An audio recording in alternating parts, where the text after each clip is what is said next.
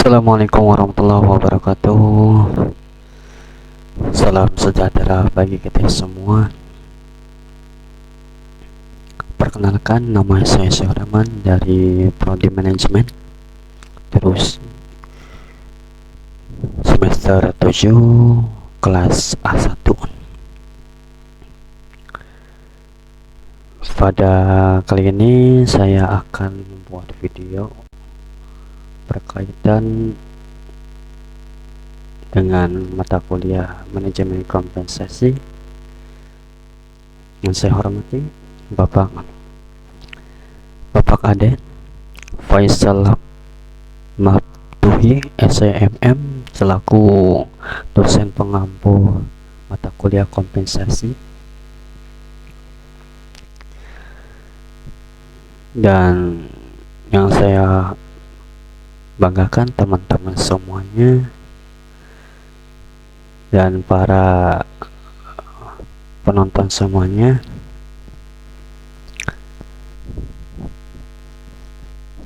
pada kali ini video selama 15 menit saya akan menjelaskan bertema dengan manajemen kompensasi, mencapai keseimbangan penerimaan dalam organisasi, baik itu penerimaan dalam individual maupun dalam sebuah perusahaan gitu.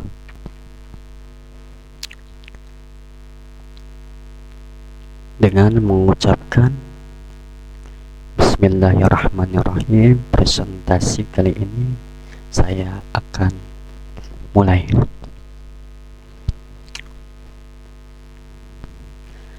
Oke, lanjut ke slide berikutnya.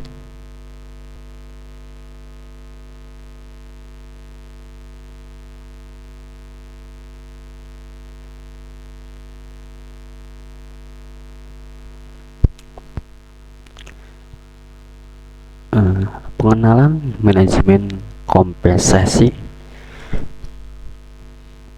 Manajemen kompensasi adalah proses merancang dan mengolah penerimaan karyawan dalam organisasi atau perusahaan,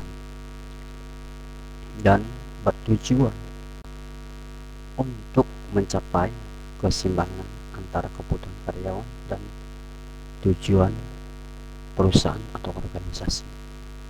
Jadi pengenalannya, ini pengenalan manajemen kompensasi. Nah, jadi ini proses merancang gitu kan, merancang dan mengolah penerimaan karyawan di dalam perusahaan. Apa sih tujuan perusahaan tersebut gitu kan, mengolah gitu kan, atau proses perencanaan, apa tujuan untuk mencapai keseimbangan gitu, mencapai keseimbangan antara kebutuhan karyawan dan tujuan organisasi gitu kan. Karyawan ini butuhnya apa gitu kan, dan tujuan organisasinya apa gitu kan. Itu contohnya kayak sepertinya kompensasi ya, yang saya ketahui kayak kompensasi kesehatan, atau sepertinya yang teman-teman tahu ya adalah BPJS ketenaga kerjaan gitu kan. Apa gitu kan, kebutuhan karyawan kalau dia sakit gitu kan, itu kebutuhan karyawan itu untuk berobat ke rumah sakit. Dengan adanya BPJS tersebut, kita mengeluarkan biaya di dalam kantongnya gitu. Dan tujuan perusahaan itu untuk apa gitu, tujuannya untuk karyawan tersebut untuk sehat gitu kan, untuk kinerjanya lebih baik lagi gitu kan. Oke, lanjut slide ketiga. Ada beberapa komponen kompensasi. Terkait dengan komponen tersebut adalah gaji, gitu kan. Gaji, tunjangan, dan insentif. Gaji adalah komponen yang tetap, gitu ya. Komponen yang tetap ini apa gitu? Komponen yang harus dibayarkan. Komponen yang tetap, tidak terpengaruh, gitu kan ya, tidak terpengaruh, karena ini adalah komponen yang tetap yang harus dibayarkan oleh perusahaan kepada karyawan gitu. Dan gaji tersebut sesuai dengan kontrak yang ada gitu, kontrak yang ada gitu. Kalau gajinya per bulan, ya harus dibayarkan oleh perusahaan itu per bulan dengan ada kontrak yang harus ditandatangani oleh karyawan gitu ya. Sementara tunjangan dan insentif ini adalah sebagai motivasi yang akan diberikan terhadap karyawan oleh perusahaan. Ini tunjangan dan insentif ini untuk motivasi gitu kan, tambahan biar apa tunjangan diberikan, insentif diberikan kepada karyawan, tujuannya itu untuk kinerjanya lebih bagus lagi gitu, biar mencapai target gitu kayaknya, mencapai target yang lebih yang seharusnya gitu.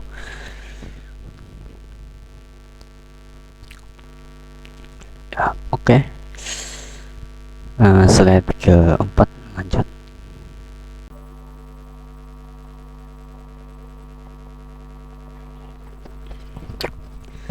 Oke, lanjut.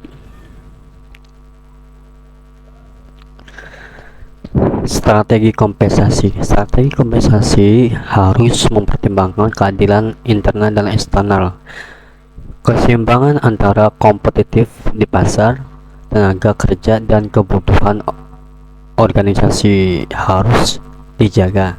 Jadi strategi kompensasi ini ya harus mempertimbangkan keadilan internal dan eksternal ya. Keseimbangan antara kompetitif di pasar tenaga gitu, dan kebutuhan organisasi harus dijaga juga gitu. Oke, lanjut ke slide 5. Pengukuran kerja karyawan yang penting untuk menentukan penghargaan yang pantas. Jadi pengukuran kerja karyawan ini harus dan ditentukan gitu kan, penghargaan yang pantas gitu kan ya, dan sistem evaluasi kinerja yang jelas dan mendukung gitu transparansi dalam memberikan kompensasi ya. Tidak adanya tutup menutup gitu, baik itu dari pihak perusahaan maupun karyawan gitu, terkait pengukuran kinerja untuk menentukan penghargaan yang pantas gitu. Lanjut ke slide 6. Faktor-faktor eksternal. Faktor-faktor eksternal ini seperti peraturannya, seperti peraturan pemerintah dan kondisi ekonomi dan tren industri. Ini dapat mempengaruhi kebijakan kompensasi dalam organisasi atau perusahaan.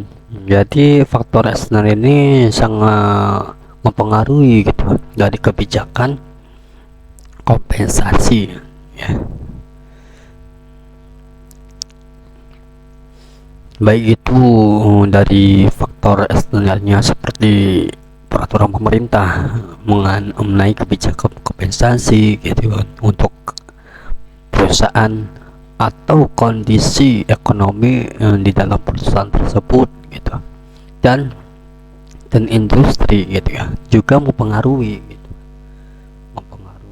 terhadap kebijakan kompensasi gitu. Lanjut ke slide 7, manfaat kompensasi yang berkelanjutan. Jadi manfaat kompensasi yang berkelanjutan secara kontinu ya, secara terus-terusan, kompensasi yang adil dan berkompetitif dalam meningkatkan motivasi keterkaitan ya terhadap karyawan untuk ya kinerja yang lebih baik terhadap organisasi atau perusahaan. Hal tersebut berdampak positif pada produktivitas dan retensi gitu, retensi karyawan terhadap perusahaan tersebut.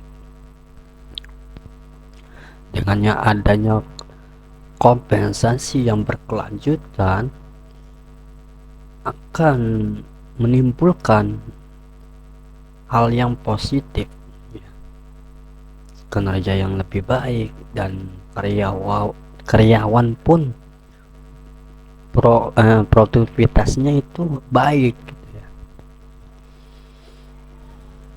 Lanjut ke slide 8, implementasi ya, implementasi kebijakan kompensasi. Jadi kebijakan kompensasi harus didukung gitu kan, didukung oleh apa? Oleh komunikasi yang efektif kepada karyawan gitu, dan transparansi dan kesempatan untuk umpan balik gitu ya. Jadi berkesempatan untuk feedback gitu ya, feedback terhadap karyawan atau sebaliknya terhadap perusahaan tersebut, dan akan meningkatkan gitu kan, akan meningkatkan penerimaan terhadap kebijakan tersebut gitu kan. Jadi implementasi kebijakan kompensasi harus didukung dengan komunikasi yang baik dan efektif gitu ya, secara transparan gitu ya terhadap karyawan tersebut, biar jelas gitu ya kebijakan kompensasi yang berada di dalam perusahaan tersebut. Jadi kesimpulannya, manajemen kompensasi yang efektif dan akan manajemen kompensasi yang efektif akan menciptakan gitu keseimbangan terhadap kebutuhan karyawan dan tujuan perusahaan atau organisasi. Hal ini akan mendukung kinerja yang optimal dan kepuasan karyawan gitu. Jadi karyawan pun merasa dibebani, tapi merasa kepuasan gitu ya, rasa kepuasan terhadap perusahaan tersebut karena memberikan kompensasi yang efektif gitu kan ya, dan menciptakan keseimbangan gitu kan antara karyawan dan perusahaan tersebut gitu. Oke lah, terima kasih. Semoga presentasi ini bermanfaat untuk kita semua. Kurang lebihnya mohon maaf. Akhirul kalam. Wassalamualaikum warahmatullahi wabarakatuh.